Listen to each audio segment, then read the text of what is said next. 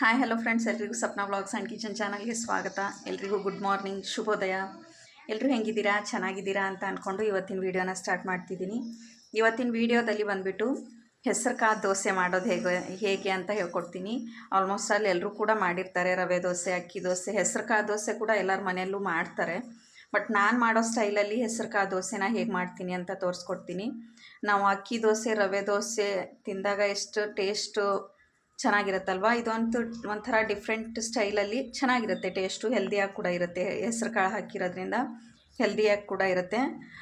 ಹೆಸ್ರು ಕಾಳು ಅಕ್ಕಿ ಅಷ್ಟೇ ರುಬ್ಬೋದಿಲ್ಲ ನಾನು, ಅದರಲ್ಲಿ ಸ್ವಲ್ಪ ಮಸಾಲೆ ಐಟಮ್ಸ್ ಎಲ್ಲ ಹಾಕಿಬಿಟ್ಟು, ಶುಂಠಿ, ಮೆಣಸಿನ್ಕಾಯಿ ಎಲ್ಲ ಹಾಕಿಬಿಟ್ಟು ತುಂಬಾ ಫ್ಲೇವರ್ಫುಲ್ಲಾಗಿರೋ ಹೆಸ್ರು ಕಾಳು ದೋಸೆನ ಹೇಳ್ಕೊಡ್ತೀನಿ.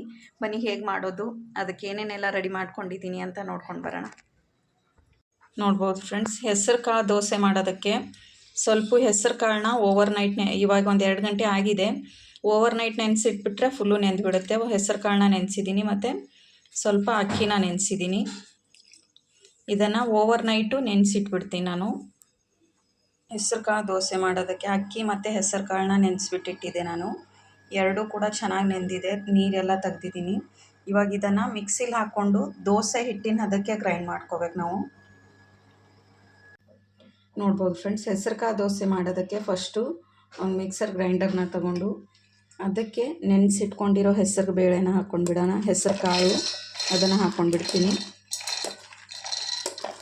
ತುಂಬಾ ಹೆಲ್ದಿಯಾಗಿರುತ್ತೆ ಹೆಸ್ರು ಕಾಳು ದೋಸೆ. ನೋಡಿ, ಹೆಸ್ರು ಕಾಳೆಲ್ಲ ಹಾಕ್ಕೊಂಡಾದ್ಮೇಲೆ ನೆನೆಸಿಟ್ಕೊಂಡಿರೋ ಅಕ್ಕಿನ ಹಾಕ್ಕೊಂಡ್ಬಿಡ್ತೀನಿ ನಾನು. ನೋಡ್ಬೋದು, ಅಕ್ಕಿ ಮತ್ತು ಹೆಸ್ರು ಕಾಳನ್ನ ಹಾಕ್ಕೊಂಡಾದ್ಮೇಲೆ 1-2 ಹಸಿ ಮೆಣಸಿನ್ಕಾಯಿನ ಹಾಕ್ಕೊತೀನಿ, ಮತ್ತು ಒಂದು ಸ್ವಲ್ಪ ಶುಂಠಿ, ಮತ್ತು ಇದಕ್ಕೇ 1 ಟೀ ಸ್ಪೂನ್ ಆಗುವಷ್ಟು ಜೀರಿಗೆನ ಹಾಕ್ಕೊಂಡ್ಬಿಡೋಣ. ಜೀರಿಗೆ ಫ್ಲೇವರ್ ಚೆನ್ನಾಗಿರುತ್ತೆ ದೋಸೆಗೆ.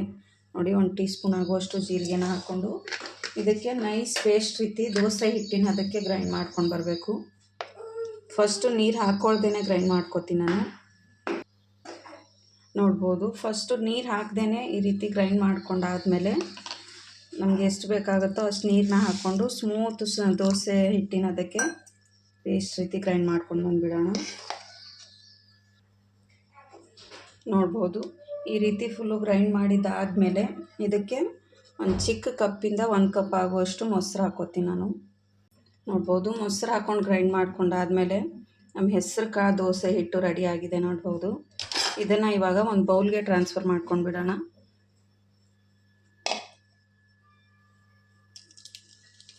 ನೋಡಿ, ಈ ರೀತಿ ಇರಬೇಕು ದೋಸೆ ಹಿಟ್ಟಿನ ಅದಕ್ಕೆ. ನೋಡ್ಬೋದು, ಈ ರೀತಿ ಬೌಲಲ್ಲಿ ಹಾಕ್ಕೊಂಡಿದ್ದೀನಿ. ಹಿಟ್ಟು ರೆಡಿಯಾಗಿದೆ. ಇವಾಗ ಇದಕ್ಕೆ ಒಂದು 10 ನಿಮಿಷ ಅಷ್ಟೇ ಬಿಟ್ಬಿಟ್ಟು ಆಮೇಲೆ ದೋಸೆ ಮಾಡ್ಕೋತೀನಿ ನಾನು. ನೋಡಿ, ಇಷ್ಟಿದೆ ಹಿಟ್ಟು. ಇದನ್ನು ಸ್ವಲ್ಪ ನೀರು ಹಾಕ್ಕೊಂಡು ಮತ್ತು ಸ್ವಲ್ಪ ತಿಳು ಮಾಡ್ಕೋಬೇಕು ನಾವು.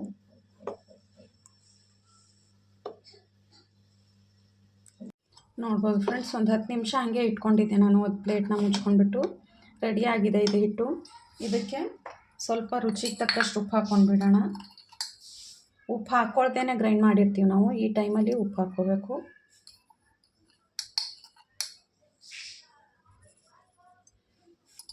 ಉಪ್ಪು ಹಾಕ್ಕೊಂಡಾದ್ಮೇಲೆ ಚೆನ್ನಾಗಿ ಮಿಕ್ಸ್ ಮಾಡ್ಕೊಂಡ್ಬಿಡ್ತೀನಿ. ಇದು ಸ್ವಲ್ಪ ಗಟ್ಟಿನೇ ಇದೆ, ಇದಕ್ಕೆ ಸ್ವಲ್ಪ ನೀರು ಹಾಕ್ಕೊಂಡು ಕರೆಕ್ಟ್ ಮಾಡ್ಕೊಂಡು ಬಿಡ್ತೀನಿ. ಇವಾಗ ಇಷ್ಟಿದ್ರೆ ಕರೆಕ್ಟಾಗಿರುತ್ತೆ ದೋಸೆ ಮಾಡೋದಕ್ಕೆ.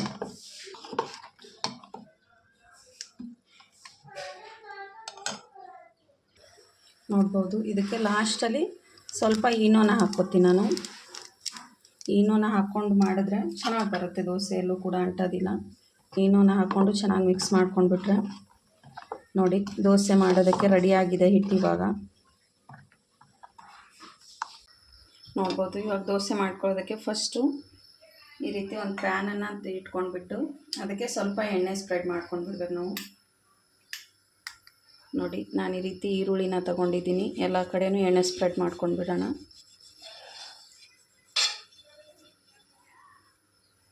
ಈ ರೀತಿ ಎಣ್ಣೆ ಎಲ್ಲ ಸ್ಪ್ರೆಡ್ ಮಾಡಿದ್ದಾದಮೇಲೆ ನಾವು ರೆಡಿ ಮಾಡ್ಕೊಂಡಿರೋ ದೋಸೆ ಹಿಟ್ಟನ್ನು ಹಾಕ್ಕೊಂಡು ದೋಸೆ ಮಾಡ್ಕೊಂಡು ಬಿಡ್ತೀನಿ ನಾನು.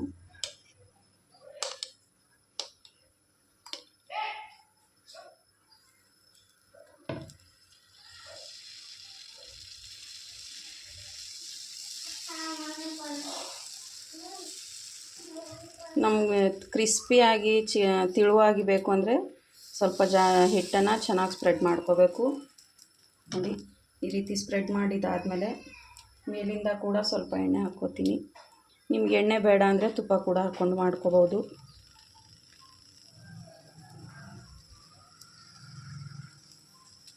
ಫುಲ್ಲು ಕ್ರಿಸ್ಪಿ ಆಗೋವರೆಗೂ ಚೆನ್ನಾಗಿ ಬೇಯಿಸ್ಕೋಬೇಕು. ಇವಾಗ ನೋಡಿ ಮೀಡಿಯಮ್ ಫ್ಲೇಮಲ್ಲಿ ಇಟ್ಕೊಂಡು ಕ್ರಿಸ್ಪಿ ಆಗೋವರೆಗೂ ಚೆನ್ನಾಗಿ ಬೇಯಿಸ್ಕೊತೀನಿ.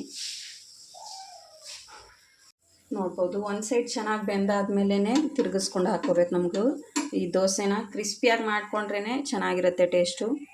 ಅದಕ್ಕೆ ಒಂದು ಸೈಡ್ ಚೆನ್ನಾಗಿ ಬೇಯಿಸ್ಕೋಬೇಕು ಫಸ್ಟು.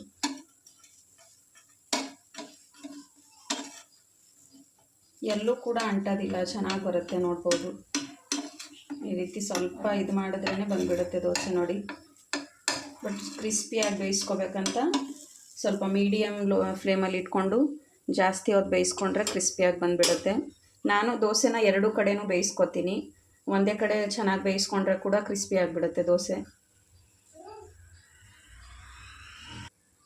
ನೋಡ್ಬೋದು ಫ್ರೆಂಡ್ಸ್, ತಿರುಗಿಸ್ಕೊಂಡು ಹಾಕ್ಕೋತೀನಿ. ಇವಾಗ ಎಲ್ಲೂ ಕೂಡ ಅಂಟೋದಿಲ್ಲ, ಅಷ್ಟು ನೀಟಾಗಿ ಬರುತ್ತೆ. ನೋಡಿ ತುಂಬಾ ಚೆನ್ನಾಗಿ ಬರುತ್ತೆ. ಮತ್ತು ಮಕ್ಕಳು ಇಷ್ಟಪಟ್ಟು ತಿಂತಾರೆ. ಹೆಸರು ಕಾಳೆಲ್ಲ ಹಾಕ್ಬಿಟ್ಟು ಮಾಡಿರೋದ್ರಿಂದ ತುಂಬಾ ಹೆಲ್ದಿಯಾಗಿ ಕೂಡ ಇರುತ್ತೆ. ನಾನು ಎರಡೂ ಕಡೆನೂ ಚೆನ್ನಾಗಿ ಬೇಯಿಸ್ಕೊಂಡು ಬಿಡ್ತೀನಿ. ಇವಾಗ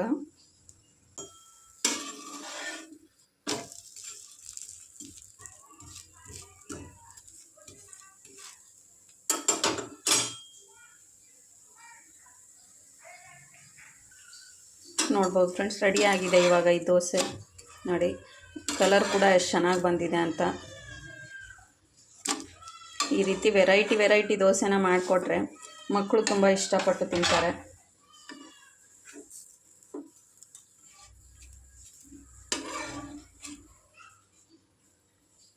ಇದನ್ನು ಸೈಡ್ಗೆ ಒಂದು ಪ್ಲೇಟಲ್ಲಿ ತೆಗೆದಿಟ್ಕೊಂಡು ಬಿಡ್ತೀನಿ.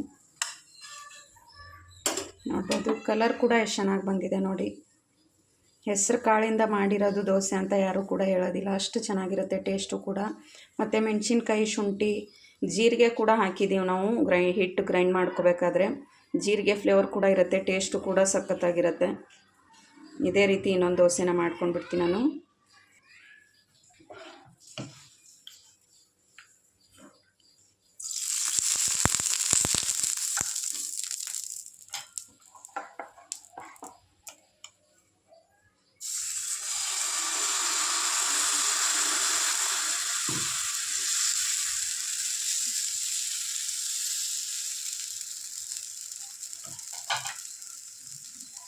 ಸ್ವಲ್ಪ ಮೇಲಿಂದ ಕೂಡ ಎಣ್ಣೆ ಹಾಕ್ಕೋತೀನಿ.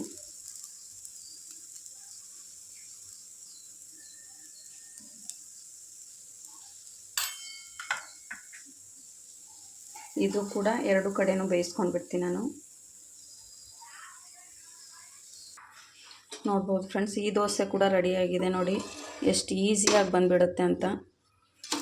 ಎರಡು ಕಡೆನೂ ಬೇಯಿಸ್ಕೊತೀನಿ ನಾನು ಫಸ್ಟು. ಅಂದರೆ ಕ್ರಿಸ್ಪಿ ಆಗಿದ್ದರೆ ತಿನ್ನೋದಕ್ಕೆ ಚೆನ್ನಾಗಿರುತ್ತೆ ದೋಸೆ. ಎಲ್ಲೂ ಕೂಡ ಅಂಟೋದಿಲ್ಲ ದೋಸೆ. ಸ್ವಲ್ಪ ಅಕ್ಕಿ ಮತ್ತು ಹೆಸರು ಕಾಳನ್ನ ನೆನೆಸ್ಬಿಟ್ಟು ಇನ್ಸ್ಟಂಟಾಗಿ ಕೂಡ ಒಂದು 2 ಗಂಟೆ ಇಲ್ಲ 3 ಗಂಟೆ ಅಷ್ಟೇ ನೆನೆಸ್ಕೊಂಡು ಮಾಡ್ಕೋಬೋದು. ಮಕ್ಕಳು ಇಷ್ಟಪಟ್ಟು ತಿಂತಾರೆ ಮತ್ತು ಹೆಲ್ದಿಯಾಗಿ ಕೂಡ ಇರುತ್ತೆ. ನೋಡ್ಬೋದು ಈ ದೋಸೆ ಕೂಡ ರೆಡಿಯಾಗಿದೆ. ಇದನ್ನು ಕೂಡ ಸೈಡ್ಗೆ ಪ್ಲೇಟಲ್ಲಿ ಇಟ್ಕೊಂಡು ಬಿಡ್ತೀನಿ ನಾನು. ನೋಡ್ಬೋದು ಫ್ರೆಂಡ್ಸ್, ಕಲರು ಎಷ್ಟು ಚೆನ್ನಾಗಿ ಬಂದಿದೆ ಅಂತ. ನಾವು ಅಕ್ಕಿ, ಉದ್ದಿನ ಬೇಳೆ ಎಲ್ಲ ರುಬ್ಬಿಟ್ಟು ಮಾಡಿದಾಗೂ ಕೂಡ ಇಷ್ಟು ಚೆನ್ನಾಗಿರೋ ಕಲರ್ ಬರಲ್ಲ. ಇದು ಹೆಸರು ಕಾಳು ಮತ್ತು ಅಕ್ಕಿನ ನೆನೆಸಿಟ್ಬಿಟ್ಟು ಮಾಡಿರೋ ದೋಸೆ ಎಷ್ಟು ಚೆನ್ನಾಗಿ ಬಂದಿದೆ ನೋಡಿ.